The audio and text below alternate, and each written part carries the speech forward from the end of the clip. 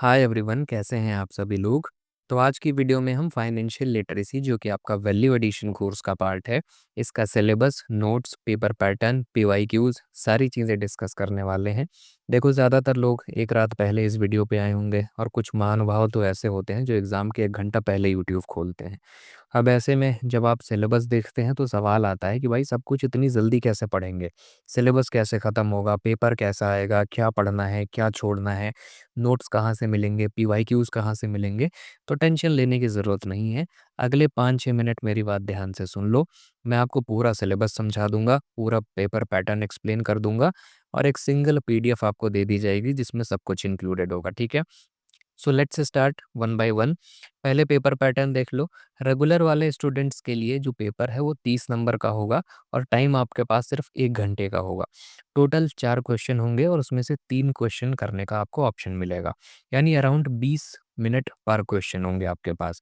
मतलब बहुत फास्ट लिखना है, टाइम बिल्कुल नहीं मिलेगा सोचने का, और बहुत सोचने बैठोगे तो लिख नहीं पाओगे। कोशिश करना है कि 20 मिनट में एक क्वेश्चन खत्म कर दो, so that you can finish 3 questions in 1 hour, ठीक है।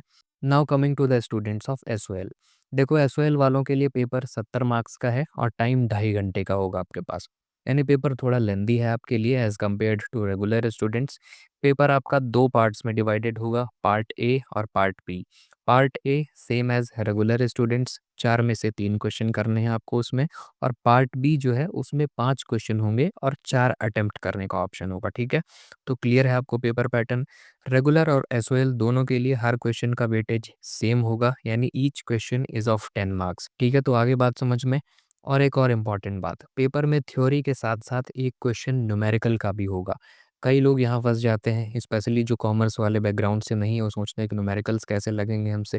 तो न्यूमेरिकल्स जिनसे नहीं बनते हैं तो डोंट वरी, अभी इससे कैसे डील करना है ये भी आपको बता दूंगा, ठीक है। पहले एक नज़र सिलेबस पे डाल लेते हैं। आपके पास टोटल 4 यूनिट्स हैं। Unit 1 is financial planning and financial product. देखो, जहाँ भी फाइनेंस वर्ड लिखा दिखे तुरंत समझ जाना कि पैसे से रिलेटेड बात हो रही है, मनी रिलेटेड कॉन्सेप्ट्स की बात हो रही है। तो इस पूरे सब्जेक्ट में आपको money related topics and concepts ही पढ़ने हैं। नाउ यूनिट 1 से आपके बेसिक सवाल पूछे जाएंगे कि what is financial planning and what are the steps of financial planning, या स्पेंडिंग मैनेजमेंट क्या है, इससे आप क्या समझते हैं, and what are the steps of spending management. पैसा स्पेंड करते वक्त किन किन बातों का ध्यान रखना चाहिए, उनके स्टेप्स को एक्सप्लेन करो। इस टाइप्स के सिंपल क्वेश्चंस पूछे जाते हैं, ठीक है। Unit 2 banking and digital payment. ये यूनिट तो सबसे ज़्यादा स्कोरिंग है, सबसे ज़्यादा आसान है। UPI, net banking, debit card के बारे में शॉर्ट नोट्स क्वेश्चंस पूछे जाएंगे। आप डेली लाइफ में इन सब चीज़ों का इस्तेमाल करते हो तो आराम से लिख पाओगे, ठीक है। और एक चीज़ ध्यान से पढ़ लेना, ऑनलाइन फ्रॉड से कैसे बचें, इस पे भी क्वेश्चंस बहुत रिपीट हुए हैं। Unit 3 investment planning. इसमें लाइफ इंश्योरेंस, मेडिकल इंश्योरेंस दोनों को ध्यान से पढ़ लेना, दोनों में क्या डिफरेंस है, लाइफ इंश्योरेंस लेते वक्त किन चीज़ों का ध्यान रखना चाहिए, नॉन लाइफ इंश्योरेंस क्या होते हैं, इंश्योरेंस के क्या बेनिफिट्स होते हैं, ये सब आपको पता होना चाहिए। प्लस जो मार्केट लिंक्ड इन्वेस्टमेंट प्रोडक्ट्स हैं जैसे mutual funds, stocks, equity, bonds, इनको बिल्कुल मत छोड़ना, इससे भी सवाल ज़रूर बनते हैं। यूनिट 4 जो है वो थोड़ी कॉम्प्लेक्स लगती है लोगों को, पर्सनल टैक्स के ऊपर है चौथा यूनिट। स्टूडेंट सबसे ज़्यादा यहीं पे डरते हैं, बट रिलैक्स, आपको डरना नहीं है। एटलीस्ट इसके थ्योरेटिकल कॉन्सेप्ट्स जो है वो एकदम क्लियर करके जाना है। बेसिक टैक्स स्ट्रक्चर क्या है इंडिया में, कितनी इनकम पे कितना टैक्स लगता है, और ई फाइलिंग का क्या प्रोसेस होता है, कि ऑनलाइन टैक्स जो है रिटर्न्स कैसे भरते हैं, उसके क्या स्टेप्स होते हैं, ये सारी चीज़ें पढ़ लेना अच्छे से। प्लस ओल्ड टैक्स रिजीम और न्यू टैक्स रिजीम में क्या डिफरेंस है, ये भी आपको पता होना चाहिए, ठीक है। सिलेबस क्लियर है।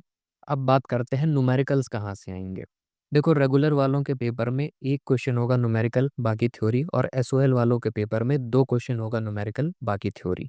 पर अगर तुमसे न्यूमेरिकल नहीं बन रहे हैं तो स्किप कर सकते हो। इसकी मैं एक ट्रिक बताता हूँ तुमको कि कैसे करना है। देखो, रेगुलर वालों के पेपर में एक क्वेश्चन छोड़ने का ऑप्शन है, तो आप अपना एक न्यूमेरिकल वाला स्किप कर देना और बाकी सारे थ्योरी के क्वेश्चंस अटेम्प्ट करके आना। एसओएल वालों के पेपर में 2 क्वेश्चन स्किप करने का ऑप्शन है, तो आप अपने दोनों न्यूमेरिकल्स स्किप कर देना और सारी थ्योरी अटेम्प्ट करके आना, ठीक है। तो बाकी सारे क्वेश्चंस अटेम्प्ट करने के लिए ये सबसे ज़्यादा ज़रूरी है कि आपके बाकी सारे थ्योरेटिकल कॉन्सेप्ट्स क्लियर हों, तभी आप ऐसा कर पाओगे। वरना फिर आपके एग्ज़ाम में क्वेश्चन छूट जाएंगे, नंबर नहीं आएंगे और फिर बैक लग जाएगी। अब न्यूमेरिकल्स जो हैं वो सिर्फ़ और सिर्फ़ 2 ही टॉपिक से ज़्यादातर पूछे जाते हैं। एक तो टैक्स कैलकुलेशन वाला जो चैप्टर है उससे टैक्स कैलकुलेशन के न्यूमेरिकल्स आते हैं। आपको एक क्वेश्चन दे दिया जाएगा और उसमें बोला जाएगा कि भाई फलाने की इनकम इतनी है, फलाने की इनकम इतनी है। बताओ इनको कितना-कितना टैक्स रिटर्न्स भरना पड़ेगा, कैलकुलेट करके बताओ, ठीक है?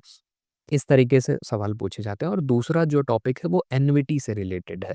टाइम वैल्यू ऑफ मनी एक कॉन्सेप्ट है चैप्टर 1 के अंदर, उसमें एन्युइटी जो है एक सब टॉपिक आता है, उससे न्यूमेरिकल्स पूछे जाते हैं। इसके कुछ फ़ॉर्मूलाज़ होते हैं, ये आपको याद करके जाने पड़ेंगे।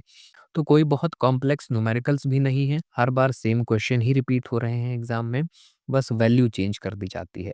अगर फ़ॉर्मूलाज़ पता हैं, कॉन्सेप्ट्स क्लियर हैं, आराम से कर लोगे। कॉमर्स बैकग्राउंड के लिए चीज़ें ज़्यादा आसान होंगी और नहीं आता है लगाना, तो चुपचाप छोड़ के आ जाना, बाकी थ्योरीज़ लिख देना, ठीक है? पर अब सवाल ये है कि सारी चीज़ें नोट्स, न्यूमेरिकल्स, पीवाईक्यूज़ ये सब मिलेंगे कहाँ? तो कोई किताब उठाने की ज़रूरत नहीं है, एसओएल का लंबा-चौड़ा मटीरियल पढ़ने की भी ज़रूरत नहीं है क्योंकि इतना समय अब बचा नहीं है आपके पास। आपको कम टाइम में ज़्यादा से ज़्यादा तैयार करके जाना है। तो देखो मैंने सारे पीवाईक्यूज़ को एनालाइज़ करने के बाद सिलेबस के हिसाब से एक प्रॉपर कंसाइज़ नोट्स डिज़ाइन किया है। इसमें कोई फालतू की थ्योरी नहीं है, वही लिखा है जो एग्ज़ाम में पूछा जाएगा। सारे टॉपिक्स के एक्सप्लेनेशंस प्लस पीवाईक्यूज़ आंसर्स के साथ plus numericals with solutions. Everything is included in a single PDF. Language एकदम सिंपल है ताकि आप एक बार पढ़ो और आराम से लिख सको, ठीक है? और सबसे ध्यान रखने वाली बात ये है कि एग्ज़ामिनर जब आपकी कॉपी चेक करता है और उसमें सिर्फ़ आपने आंसर नंबर डाल के सीधा 3-4 पेज भर दिए हैं, तो आपको क्या होगा कि 10 में से 5-6 नंबर दे देगा ज़्यादा से ज़्यादा अगर राइटिंग बहुत अच्छी है तो। क्योंकि एग्ज़ाम में ना एग्ज़ामिनर को पॉइंट्स पसंद है, इतना टाइम होता नहीं है कि हर आंसर को बैठ के पढ़ सके, बहुत सारी कॉपीज़ उसे चेक करनी है। आपने कितनी क्लैरिटी के साथ लिखा है, हेडिंग डाले हैं कि नहीं, सब टॉपिक्स लिखे हैं कि नहीं, पॉइंट्स में मेंशन किया है कि नहीं, इन सब को देख के नंबर देता है, ठीक है? इसीलिए जो नोट्स हमने बनाए हैं, इस पे आप देख सकते हो कि एकदम इसी तरीके से लिखा हुआ है, बिल्कुल to the point, with clarity, with heading, with points, ठीक है? बिल्कुल ऐसे ही लिख के आना है आपको एग्ज़ाम में, हौच-पौच मत मचाना वरना नंबर कट जाएँगे। पॉइंट्स, हेडिंग एंड क्लैरिटी के साथ अगर एक पेज कम भी लिखोगे, तो भी नंबर पूरे मिलेंगे। मैक्स टू मैक्स हर क्वेश्चन का ज़्यादा से ज़्यादा 3-4 पेज में आंसर देना है, दोनों साइड मिला के, ठीक है? बहुत ज़्यादा पेज भरने में मत लग जाना। दोनों साइड मिला के ज़्यादा से ज़्यादा 3-4 पेज ही लिखना है। आ गई बात समझ में? तो कुछ पढ़ा हो, ना पढ़ा हो, these notes are enough for everyone. आराम से टॉप कर सकते हो। रेगुलर वाले बच्चे हों, चाहे एसओएल वाले बच्चे हों, चाहे आप कहीं पे भी पढ़ते हों, सिलेबस सबका सेम है, नोट्स सभी के लिए एप्लीकेबल हैं।